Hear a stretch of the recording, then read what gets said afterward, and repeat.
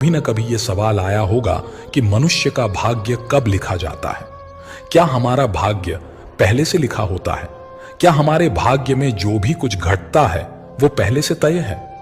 दोस्तों, गरुड़ पुराण में बताया गया है कि मनुष्य के भाग्य में जन्म से मृत्यु तक जो भी घटनाएं घटती हैं वह पहले से तय होती हैं। दोस्तों, मृत्यु और जन्म ही एक ऐसा सत्य है जिसे कोई टाल नहीं सकता, परंतु हम यह नहीं जान पाते हैं कि हमारा भाग्य हमारे जन्म से पहले लिखा जाता है या जन्म के बाद। लेकिन गरुड़ पुराण में जन्म, मरण और कर्म के बारे में विस्तृत जानकारी दी गई है। तो आइए शुरुआत करते हैं गरुड़ पुराण की उस ज्ञानवर्धक प्रस्तुति की जिसमें यह बताया गया है कि मनुष्य का भाग्य कब लिखा जाता है। क्या मनुष्य का भाग्य उसके जन्म से पहले लिखा जाता है या जन्म के बाद? नमस्कार साथियों, गहरे शब्द में आपका स्वागत है। दोस्तों, गरुड़ पुराण के अनुसार हर मनुष्य के जीवन में जो भी कुछ होता है वह जन्म से पहले तय होता है। इसे कोई टाल नहीं सकता। गरुड़ पुराण हमें जन्म मरण से लेकर वर्तमान जीवन कैसे जिएं, यह सभी चीजों के बारे में सिखाता है। आज हम एक कथा के माध्यम से जानते हैं कि हमारा भाग्य जन्म से पहले लिखा जाता है या जन्म के बाद। यह गरुड़ पुराण स्कंद पुराण द्वारा बताया गया है जिसे श्री कृष्ण ने स्वयं नारद को बतलाया था।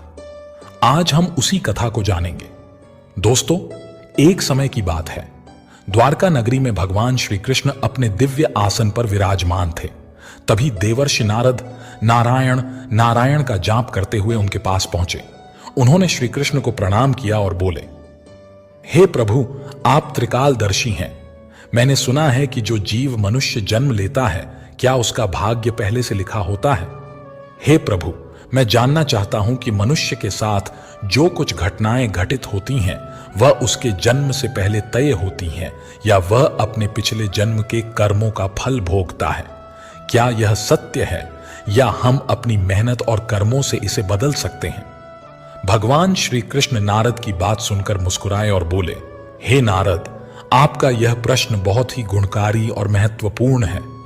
यह प्रश्न मानव जाति के जन्म, कर्म और मृत्यु पर आधारित है।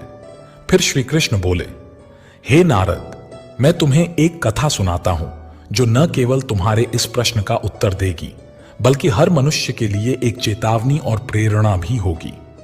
तुम इस कथा को पूरे ध्यानपूर्वक सुनो।